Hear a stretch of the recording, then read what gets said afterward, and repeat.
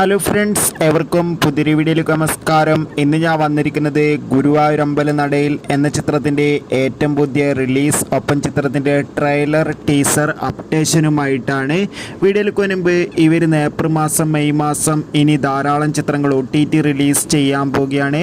Channel പരിശോധിച്ചാൽ നിങ്ങൾക്ക് കാണാൻ വേണ്ടി സാധിക്കും.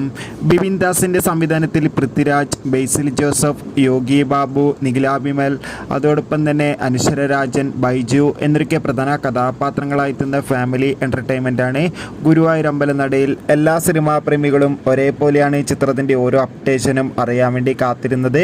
ചിത്രത്തിൻ്റെ ഒഫീഷ്യൽ ഫസ്റ്റ് ലുക്ക് പോസ്റ്ററിനൊക്കെ അതിഗംഭീരമായ അഭിപ്രായം സ്വന്തമാക്കാൻ വേണ്ടി സാധിച്ചിട്ടുണ്ടായിരുന്നു.